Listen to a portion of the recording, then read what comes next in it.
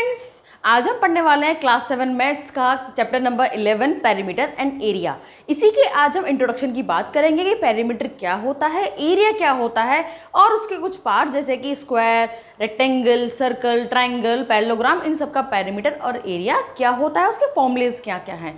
तो आइए सबसे पहले जानते हैं कि पेरीमीटर और एरिया होता क्या है। सपोज करते हैं कि कोई अगर हमारे पास कोई एक रेक्टेंगल है, सपोज कीजिए कि ये हमारे पास एक रेक्टेंगुलर चीज़ है, हमें बोला गया है कि आपको इसका पेरीमीटर निकालना है। तो पेरीमीटर होता है sum of the all sides. कोई भी अगर आप फिगर ले रहे हैं, चाहे वो कोई सी भी फिगर हो, चाहे स्क्वायर ले लो, पैरेललोग्राम, रेक्टेंगल, ट्राइंगल, तो जितनी भी उसकी साइड्स होती हैं, जैसे कि साइड है रेक्टेंगल की 4 साइड्स होती हैं ये वाली, तो ये जो साइड्स का सम होता है ये कहलाता है पेरीमीटर। ठीक है, तो अगर हम इसकी 4 साइड्स अगर ऐड कर देते हैं तो हमारे पास टोटल सम जो निकल के आएगा वो कहलाया जाएगा पेरीमीटर। और अगर हम बात करते हैं एरिया की, तो एरिया क्या होता है, जितना ये स्पेस ऑक्यूपाई कर रहा है। कोई भी ऑब्जेक्ट या कोई भी फिगर जो स्पेस ऑक्यूपाई करती है उसको हम बोलते हैं एरिया। अगर हम इस फिगर की बात करेंगे, रेक्टेंगल है, इस रेक्टेंगल में जो ये इतना सरफेस जो ये एरिया कवर कर रखा है, जितना ये सरफेस कवर किया हुआ है इसने, this is known as the area. और अगर आप स्क्वायर की बात करोगे तो स्क्वायर में भी सेम वही चीज़ आती है, जैसे कि ये हमारे पास एक स्क्वायर है, स्क्वायर की चारों साइड्स इक्वल होती हैं, ये इसकी प्रॉपर्टी होती है। जो इसकी 4 साइड्स हैं वो चारों इक्वल हैं, तो जितना भी साइड्स है अगर हम सबको ऐड कर देते हैं तो ऐड करने के बाद जो हमारे पास सम निकल के आता है उसको हम बोलते हैं पेरीमीटर। और जो ये सरफेस पूरा ऑक्यूपाई कर रहा है उसको हम बोलते हैं एरिया। तो अब देखते हैं कि इनके फॉर्मूलेज किस तरीके से होते हैं। तो जो हमारे पास सबसे पहले हम बात करते हैं स्क्वायर की। ये हमारे पास स्क्वायर है, स्क्वायर का जो पेरीमीटर है, अभी मैंने आपको बोला कि साइड्स का सम होता है। तो जो साइड है, सपोज करो आपने इसकी साइड जो है वो ए मानी है, तो इसकी चारों की चारों साइड जो है वो क्या हो जाएंगी, ए हो जाएंगी। जो 4 साइड से फिगर है, इसका जो पेरीमीटर अगर हम निकालेंगे तो पेरीमीटर निकालने के लिए 4 साइडेड प्लस करनी पड़ेगी, ए प्लस ए प्लस ए। इसको आप क्या लिख सकते हो, आप इसको लिख सकते हो 4a या फिर 4 इंटू साइड। जो भी इसकी साइड गिवन होगी आपको उसको 4 से मल्टीप्लाई करोगे तो इसका पेरीमीटर निकल के आ जाएगा। ठीक है, अब अगर बात करते हैं इसकी एरिया की, तो जो इसका एरिया है, हम बात कर रहे हैं इसके सरफेस की। जो इतना सरफेस ऑक्यूपाई कर रहा है उसको हम एरिया बोलते हैं। तो जो एरिया निकलेगा इसका, वो निकलेगा इसका साइड इंटू साइड। इसका फॉर्मूला होता है साइड इंटू साइड, जिसको आप अगर हमने साइड ए मानी हुई है तो ए इंटू ए, या फिर हम उसको बोल सकते हैं ए स्क्वायर। ठीक है, और रेक्टेंगल, अगर हम रेक्टेंगल की बात करते हैं तो आपको पता ही है कि ये लेंथ होती है और ये वाली ब्रेड्थ होती है। अगर हमने लेंथ को L माना है और ब्रेड्थ को हमने B माना है, ये भी इसकी लेंथ है और ये वाली भी इसकी ब्रेड्थ है, क्योंकि रेक्टेंगल की अपोजिट साइड इक्वल होती है और हर एक एंगल इसका 90 डिग्री का होता है। अगर इसकी पेरीमीटर की बात करें तो सम ऑफ ऑल साइड्स करेंगे तो L plus B plus L plus B। इसमें क्या आ रहा है, 2 टाइम्स L आ रहा है, 2 टाइम्स B आ रहा है। 2 टाइम्स हो गया लेंथ प्लस 2 टाइम्स हो गया ब्रेड्थ।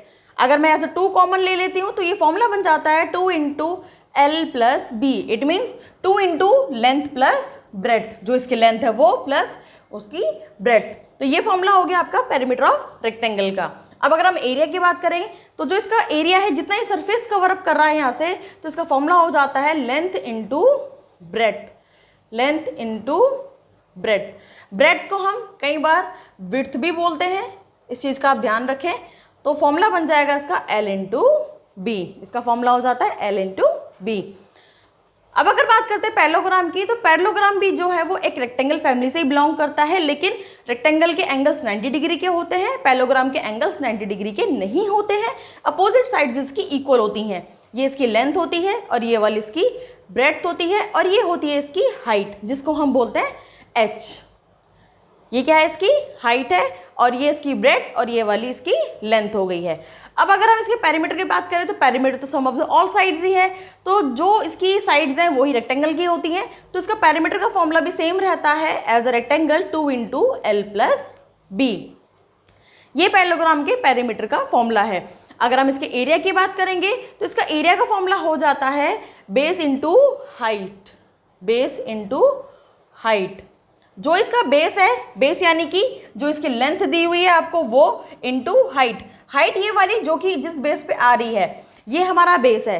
जिसके ऊपर भी आपकी ये हाइट आ रही है 90 डिग्री, जहाँ पे एंगल बना हुआ है जिस पे ये लाइन परपेंडिकुलर होगी, उसी लाइन को हम बोलते हैं उसका बेस। अगर ये आपकी लेंथ है तो यहाँ पे आप बेस की जगह L लिखोगे, तो अदरवाइज आप base into height B into H formula भी लिख सकते हो। अगर आप क्वेश्चन में अगर इस तरीके से अगर आपकी लेंथ दी हुई है या हाइट दी हुई है तो आप इस तरीके से इसकी हाइट नाप सकते हैं।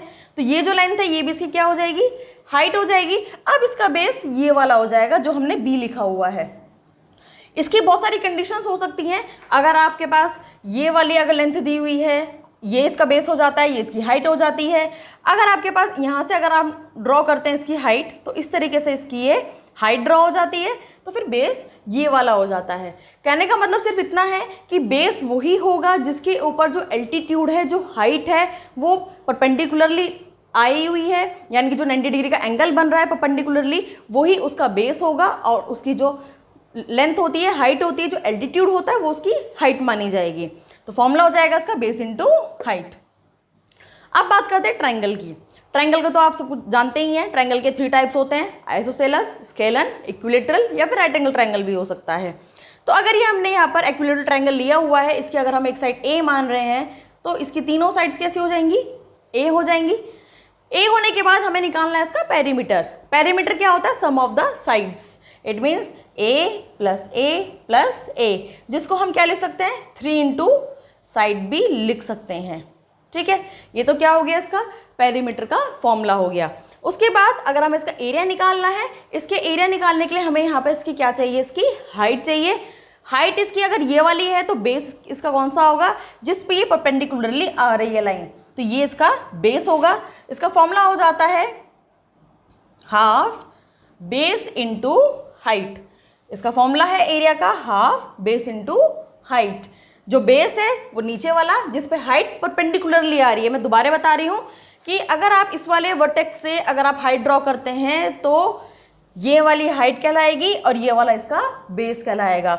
अगर आप इस वाले वर्टेक्स से ड्रॉ करते हैं तो इस वाले वर्टेक्स से ये वाली हाइट हो जाएगी और ये वाला इसका बेस हो जाएगा। एक बार फिर बता रही हूँ कि अगर हाइट जिस भी लाइन पे आपकी आ रही है परपेंडिकुलरली आ रही है, परपेंडिकुलर का मतलब होता है 90 डिग्री का एंगल बनाना। किसी भी दो लाइन का अगर 90 डिग्री पे एंगल बन रहा है तो वो एक दूसरे के परपेंडिकुलर होती हैं। तो परपेंडिकुलरली अगर ये लाइन यहाँ पे आ रही है तो ये 90 डिग्री का एंगल बना रही है, तो जिस पे 90 डिग्री का एंगल बनाएगी वो ही उसका बेस कहलाएगा। तो इसी तरीके से अगर आप ये वाली हाइट ले रहे हो तो ये बेस होगा, अगर ये वाली हाइट लोगे ये बेस होगा, अगर ये वाली हाइट लेते हो तो ये वाला बेस होगा, अकॉर्डिंग टू द क्वेश्चन कि क्वेश्चन में कौन सी वाली हाइट आपको दी गई है। ये डिपेंड करेगा क्वेश्चन के ऊपर। Now come to the circle. Circle क्या होता है, सर्कल एक सर्कुलर पार्ट होता है जिसमें एक रेडियस होता है। किसी भी रेडियस से आपको एक कंपास से कोई भी एक सर्कुलर बना सकते हो, जिसको हम सर्कल बोलते हैं। जो सर्कल होता है उसका जो पेरीमीटर का अगर फॉर्मूला है तो उसको हम बोलते हैं सर्कमफ्रेंस। क्या बोलते हैं, उसको आप पेरीमीटर भी बोल सकते हो या फिर आप उसको बोल सकते हो सर्कमफ्रेंस। ठीक है, इसका सर्कमफ्रेंस का फॉर्मूला होता है 2πr। क्या फॉर्मूला है इसका, 2πr। पाई की जो वैल्यू होती है यहाँ पर, पाई की वैल्यू यहाँ पे होती है 22/7, या फिर आपके क्वेश्चन में अगर 3.14 दी हुई है तो आप वो यूज़ करोगे, अदरवाइज आप यूज़ करते हो 22/7।